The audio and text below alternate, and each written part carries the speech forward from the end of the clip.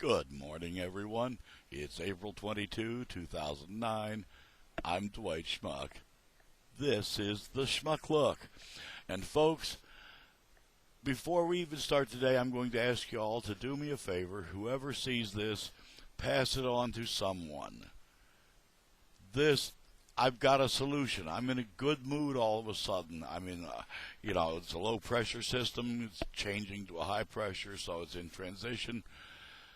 My spine is not happy with it, but I've got a solution for us. A way out of the financial, the fiscal, the economic crisis. Folks, the schmuck is coming through for you. This is why, in 2012, you need to write my name in for President of the United States. I'm a real schmuck, not a dumb one. Here's your solution. Everybody, email your congressman, the vice president, the president, all the secretaries of the cabinet. Send a few emails to the Pentagon even, because they helped too. Here you go. Okay, we're all losing everything. Time for you guys to give up your pensions.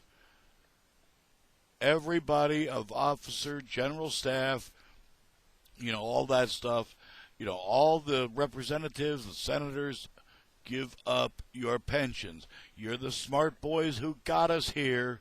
It's time for you to lose something too. Now, I'm going to tell you, and I've done this one before, but it's a true story. It's in my book, A Schmuck's Eye View. But it is a true story. Back in the 1960s, Pennsylvania was in a whole lot of hot water financially. They'd overextended. They had way too many employees. All kinds of stuff. They'd been lowered. Their bond rating had been lowered to almost junk bond status. A guy by the name of Milton Shapp ran for governor. He was a self-made millionaire, a very intelligent, a very shrewd, very smart businessman. He ran on fiscal policy. He won. And, within a year, he had transformed the government from junk bond status to A status.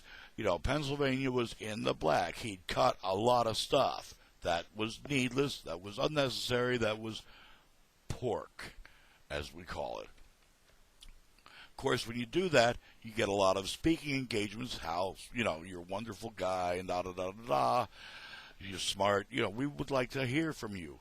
He was in Pittsburgh for a breakfast thing, and got done with that, and on the way back to Harrisburg, which is about 200 miles, well, Mother Nature rang his phone, so he told his driver to find the nearest rest stop and, he'd take care of business.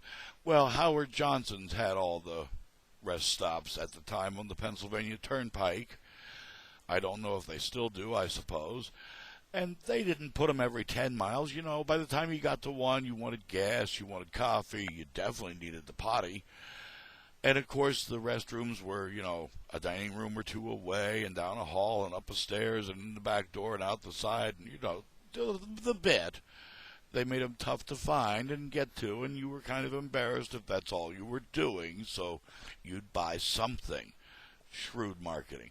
Well, Governor Shapp finally found it, and it had the dime lock on the door, for your privacy. Like perverts don't have a dime too, but okay. Governors, at least this governor, he didn't have a dime. These guys don't carry money. They really don't. Some suck-up is willing to sign. A lobbyist buys stuff, da-da-da-da-da, it's tax deductible. It's a business expense. Or they sign in the office and you and I pick up the tab. Well, the governor didn't have a dime, so he had to go back out to the car to borrow a dime from the state trooper who was driving him. And by the time he got back in, he didn't need the dime. Mother Nature had hung up the phone. Now, by 8 o'clock the next morning, the very next morning, folks, there were no dime locks for your privacy in any of the hojos along the entire length of the Pennsylvania Turnpike.